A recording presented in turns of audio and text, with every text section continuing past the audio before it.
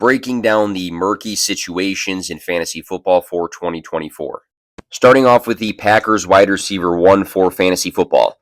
Don't overcomplicate this. Who was the wide receiver one for fantasy football last year? Jaden Reed, and that is your answer for this year.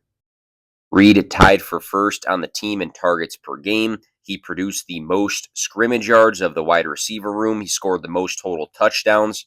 He offers the most versatility of the wide receiver room. He's a guy that can play in the slot, he can play out wide, and he can run the ball. Strong connection to Jordan Love and implemented into that offense often. As a rookie, he's going to build off of that season. Who is the Bills wide receiver one for fantasy football? This has changed for me because originally I really liked Curtis Samuel as a guy to target, reunited with Joe Brady, who he had a big season back in Carolina with when he was the offensive coordinator there, utilized a ton in the air and on the ground. But he's dealing with that turf toe, and he might be back for week one, or he might not be. It might linger, it might not. I think I just take a shot at the rookie Keon Coleman when looking for upside. Do I think Khalil Shakir is going to have a very important role in the team?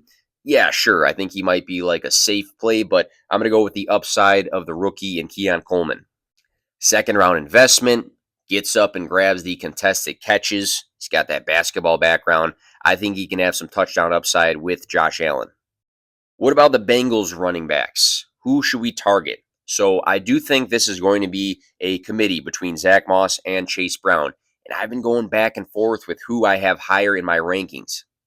I do think that Zach Moss touches the ball more. Maybe not by a ton, but I do think he touches the ball more because I think he's going to get the bulk of the rushing work. But Chase Brown is truly impressing, and I think he could be implemented a ton into the passing game. So this one, it kind of depends. You want to take a shot on the guy who's going to maybe rush the ball more, maybe he gets the red zone opportunities, or do you want to take a shot at a guy that might have some pass catching upside? Typically, I'm going to target the pass catcher at the end of the day.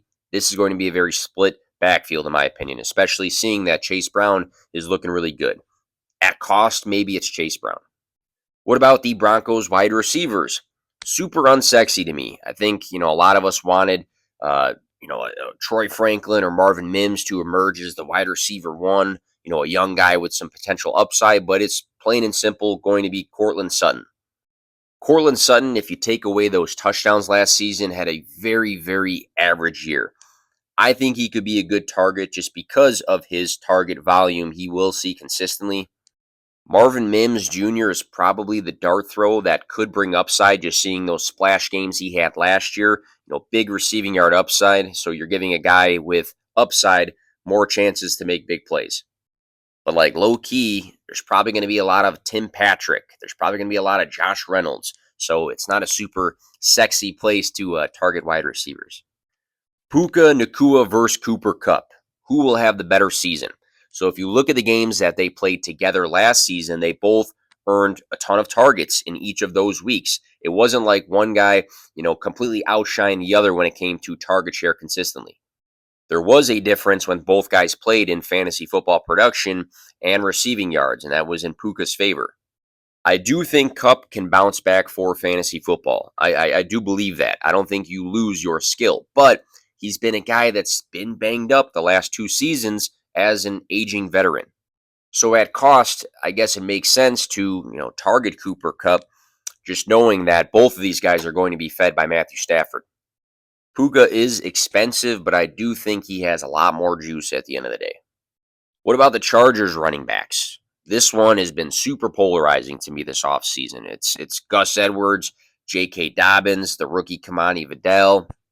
At the end of the day, they are all cheap, so you can literally toss your dart at any one of those guys. The safest play is Gus Edwards, though, because J.K. Dobbins has suffered several injuries and is coming off of one.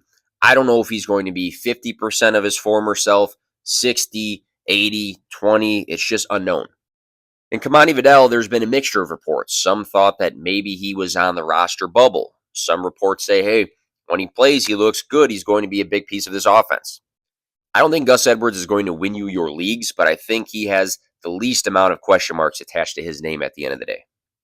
The Titans backfield. So you have Tony Pollard and Tyjae Spears. The Titans went out and brought in pass-catching running back Tony Pollard to add to pass-catching running back Tyjae Spears this offseason. Another committee at the end of the day, it's not a cop-out answer. I think both of these guys are going to receive plenty of touches. I do think, though, that Tony Pollard is going to run the ball more than Tyjae Spears does. But I think Tyjae Spears is going to have a slight edge in receiving. The same Tyjae Spears that had plenty of work as a rookie last season with Derrick Henry in the system. A lot of reports are saying it's Tony Pollard. He's the running back one, even if it's a committee. I think I like Tyjae Spears better at the end of the day. I think he's going to lead between the two in receptions. You can also say he was injured or hurt last season, but Pollard was bad last year. So I'll take the shot on the young guy. Last one on my list for today, D-Hop versus Ridley. Who will be the wide receiver one for the Titans? Who is the guy to target? If you go and Google their stats from last year, they nearly mirrored each other.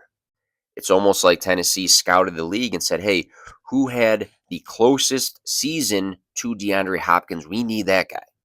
D-Hop, though, he's older than Calvin Ridley, and he's already dealing with a knee issue. I don't want to really invest in older veterans that could see a decline and are already hurt. So give me Calvin Ridley, not thinking twice, versus DeAndre Hopkins this season. Be sure to follow or subscribe wherever you are seeing this to help you win your fantasy football leagues in 2024.